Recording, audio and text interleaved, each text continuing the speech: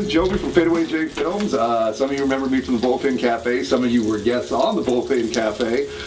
This is going to be a little, as we're whipping up the Long Live the Wild Hare movie, taking a little break from it. We got to eat sometime, so we're doing a little barbecue. But more specifically, we're creating something that's never been created before, and that's going to be called the Classy Rick, made after the genesis, if you will, of this crazy project. He's a guy that's the reason I've been holed up in an editing room for the last 9 months, Mr. Rick Roddam. So the Classy Rick is dedicated to Rick, and it's funny, Rick and I actually met on a cooking show at CVT. Yes. And as my guest today happens to be the only gentleman that was ever banned from CVT for his use of colorful language. He is known as Eddie Adams from Torrance. Yes! Actually, Yes, and it cuts glass, baby. It cuts glass. The way the name JLH does. And let me tell you something. Sorry to interrupt you, Jovi, but just like I did on CVT, the place where I was banned from TV, brother, here's the score. Rick Roddam, like you said, is the genesis, the genosis, the evolution of greatness when it comes to making a great movie idea. But here's the score. Jovi's filming the movie. Roddam's idea was the movie. You fans are making this movie happen. And we're here to make a sandwich in honor of Rick Roddam. And there's been lots of choices. Somebody suggested anchovies. Somebody suggested lots more anchovies. But we decided to go with chicken, bacon, and what else, Jovi? well, here's the thing. Okay, so this conversation came about one morning on Facebook where a lot of us kind of, keep in touch, all the whatnot. And I came up with just something popped in my head where I'm like, you know what? I don't know what I want to eat right now, but I want it rubbed in butter, wrapped in bacon, battered and fried, and served with a side of cheese sauce. And Something like Rick's girlfriend on a Sunday morning, 2 a.m. So JLH ran with this, and essentially the conversation kept brewing, and I don't know why I came up, but I was like, you know what? Again, this is where this whole relationship with Rick even started. I'm like, why not give it a try? And let's see if we can invent this as the Classy Rick. So we talked over and over about this and kept trying to find an open time to actually get this done. It's a beautiful Sunday afternoon. Sunday. Unbelievable. Yeah, see, that's how much stuck in the editing room he is with Roddam's behest. Roddam barking orders from Arizona, no less. And he's got you in there like you're on the Underground Railroad. I mean, really, what's going on there? Rick Roddam is a sandwich connoisseur, as we all know by the looks of the guy. And and he created a sandwich for a now defunct sandwich place here in Fresno that actually was going to charge $12 for that sandwich. So it must have been a good sandwich. Now, what was going to be in it? Everything. It was a Roddam special. Anything that stops the heart upon impact was going to be in this sandwich. And they were going to charge like $12 for this thing. And me and Jen Lip, and we're all sitting around this radio station we all once worked at, and we're like, wow, this sandwich sounds really good, except the price. This guy, and I don't even know what the place's name was called anymore, but they had me cutting Hulk Hogan promos for it. So it was going to fail tremendously. And Roddam did a commercial. Everybody did a commercial. Jen said that the sandwich tasted like puppy dogs and kitten tails or something like that. That was like the hook for the commercial. But other than that, the place was in and out of business faster than some radio stations are these days. So it's funny you mentioned Hulk Hogan promos because that was the first night I actually met JLH, and I didn't really meet you that night. Right. But again, this was the filming of the stand-up DVD that most of you probably don't know about called Stay Classy Fresno. That's a great coffee holder. It makes a great disc holder on your coffee table. You put the disc on your coffee table, put your coffee on that, and it keeps it steady. Or you can even house the bacon after we're done frying it here. It is a good thing for that. But again, this was Rick's 45-minute comedy set that we did at the Crossroads one night, and so I come into the club, cameras armed, we're recording, we're doing everything, and as we're warming up, I see this guy that's up there doing Hulk Hogan references, moreover about Hulk Hogan having sex. And just as an 80s wrestling fan, I'm like, I gotta meet that guy. How I met Rick? Yeah, how'd you meet Rick? I was actually here. A friend of mine had died. And he was jogging and his heart exploded. And so anyway, I come out here for the funeral, and there was I checked MySpace. Anybody remember that? MySpace? And I was like looking for a comedy gig in Fresno. There were one. There was one comedy gig in this town, which was it was insane to me, because there should be more than one, right? No matter how many bad comics in Fresno there are, and there's plenty of you. But I ended up hooking up at this show and getting booked on it, and Rick was the host. And the way he introduced me was by saying he's here tonight because his buddy died. He was John Law Hastings. And it was a perfect start to Rick and my friendship, because I found somebody equally as offensive as me. and offensive looking as well. So we were 2 for 2. And a couple years passed by waiting to see each other until I moved out here. And I ended up running in at the Cabo Wabo Fresno. Anybody remember that place? Oh yeah, all 5 minutes of it. All 5 minutes, and I stood in line for 50 of those minutes of that 5 to watch Sammy play there for free. But that place was out there. That place was out there doing a contest, and they had another figure who's now working for another radio station doing a contest where you had to slap him in the face to win something. Free tickets to a free event. You know, go figure. Yeah. and so they're slapping this guy down the line. Like, he gets to me, I didn't slap him. I'm like, hey, listen, tell Rick Roddam I know him and to get in touch with me. Well, he didn't do that, you know, because everybody's a jabroni at that place. And it took it upon myself to run into Rick at a comedy show where we both weren't funny at. And somehow, you know, we zigged and zagged and became friends again. And next thing you know, I was working at that place, and that place was cool. Under the guide, just to be clear, just to cut a quick shoot promo, Cowboy, under the direction of Rick Roddam, that place was as hot as this grill. And it was only going to get hotter because things were aligning. And the whole thrust of this movie that you're going to watch, the Long Live the Wild Hare story, it would have gone a lot further at that place with him in charge, with that other place going out of the place. You know what I'm saying? Because if he hadn't been let go, and if things had gone the way he wanted it to flow, and the hair disappeared, that place was going to ascend. But now it's plummeted faster than the Titanic 100 years ago on this very day. So, hola, ¿cómo estás? And enjoy the sandwich, because really, that's all that's going on here. This sandwich is hotter than anything that's going on over there now. That movie, Long Live the Wild Hare, is going to be a movie you long live and remember with, because it's going to see a lot of your old friends that this guy took a lot of time to interview, to dissect, to really get in the heads of. And to get in the heads of some of those people, you're traipsing in some dangerous friggin' territory. I mean, Coyote, come on. You know? I've seen that guy in my living room at 2 in the morning. I don't want to be in his head. You know?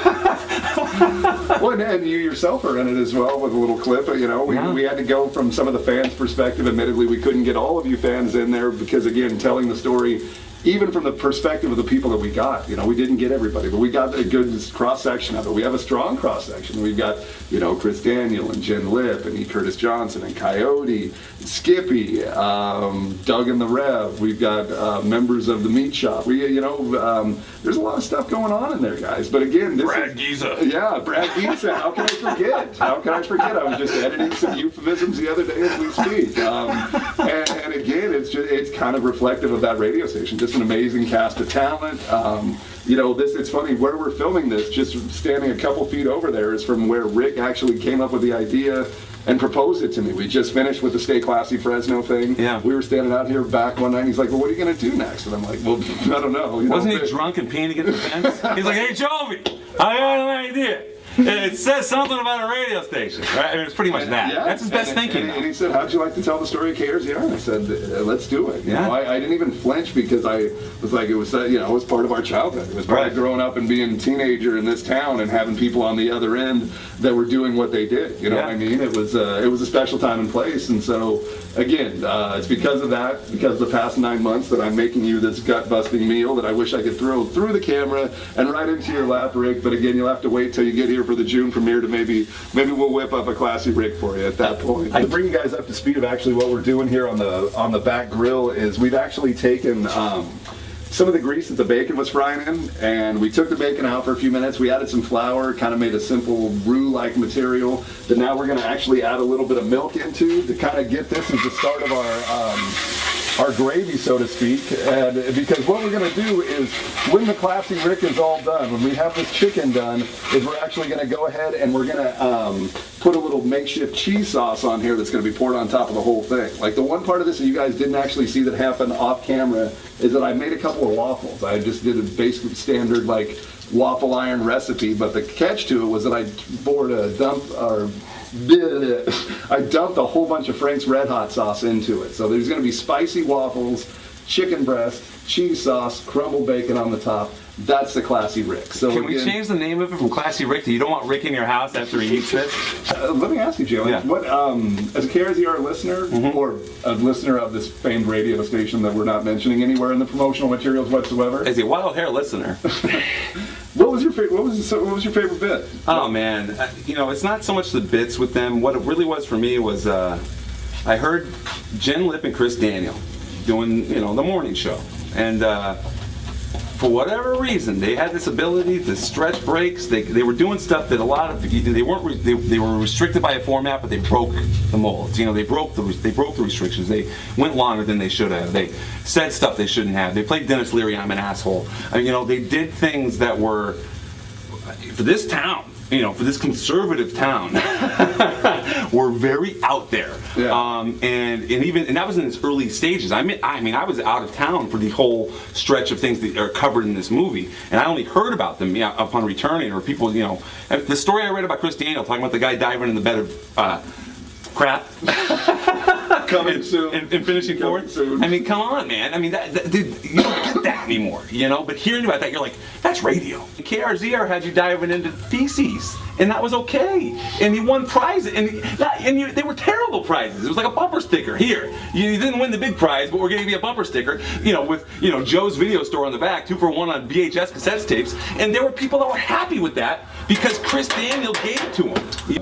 Those people, I mean, Chris, Jen, Brad, Rick, I mean, like I said, all of those people are still working, you know, and to their credit, and now they have a movie being made about them, and one of them has a sandwich being made about them, and that's just insanity. Yeah. Speaking of which, I think it's about time to pull this off. Before we pull it off, you did see me sprinkle a little bacon into the cheese sauce, and then we've got a little bacon garnish as well, so let me grab a knife and we'll pull this bad boy off. Classy Rick, a little cheese sauce on our chopped up chicken on the top of our hot sauce thing, and a little garnish with bacon, and I mean, really, it's photo worthy. that is a Classy Rick. That's a heart clogger, and I'm damn sure glad that we didn't deep fry this mother. But wow, God, dude, I'm gonna eat it. I forgot a fork. Yeah, no, don't forget the forks, because that's getting consumed. And who would pound Classy Rick? Nobody would pound Classy Rick. I wouldn't pound Dirty Rick. I wouldn't pound Classy Rick. I wouldn't pound Clean Rick. Anything Rick. But hey, some legally blind women will, and damn it, they're in Arizona somewhere. JLH is going to walk where no man has walked before to find out whether we should have actually brushed butter on a chicken breast before grilling it. There's about 8 different things that we did wrong on this, but Wrong is right. wrong is right. Yeah, 8 man. wrongs make a right. And that's what KRZR's mantra was, pretty much, man. I mean, right? Yeah, I mean, that's again staring over. You know, we probably had a collective 30 hours worth of footage, everybody, and like it's, you know, I get the question, so oh, you're still working on it, and you're like, it takes that long to get 30 hours of footage down to a narrative of which we didn't have the script. Yeah. It's kind of, we let it write itself. You know, when we knew when we were interviewing people that we were telling the story of KRZR, but we didn't know what direction it was going to go. You know, it was one of those things where once we got going, we're like, okay, this story's starting to tell itself. But I mean, it was like the Titanic dive of interviews. Yeah, seriously. So again, we got Dude, all right, number one, my only critique is the waffle's a little soft, because it's, you know, but other than that, it's unbelievable. I mean, it mixes perfectly with the cheese. Really, the chicken's amazing. The bacon fixes right in with the cheese. I've never had anything like this, and I want it again. Nobody's ever said that about me. Yeah. Well, like I said, man, Rick, thanks for giving me something to do for the past year, man. It's been a pleasure working with you at all these different stages along the way, and this is your sandwich, brother, the Classy Rick. So again, somebody in Arizona should probably jump on that, make something of it. But he's made you a comedy DVD. He's made you a wrestling thing. He's made you a movie, and now he's made you a sandwich. You at least owe the man a bill, okay? And we all know you're capable of those, all right? So guys, again, JLH, thanks so much for joining me this Sunday afternoon. Oh, the Mega Power sheet. Yeah. Oh, Hey, brother, yeah. rock and roll Oh, yeah. with the Wild Hare and the Macho Man. I may be dead, but I'm gonna come down from heaven and watch that movie June 16th. Oh, yeah. What you gonna do, brother, when the mega powers come raining on you? What you gonna do? Giovi and JLH, Fadeaway J Films, Long Live the Wild Hare, coming June 16th. Thanks for tuning in. Stay tuned. Plenty more good shit to come. Cheers, people. Dude, this is really good.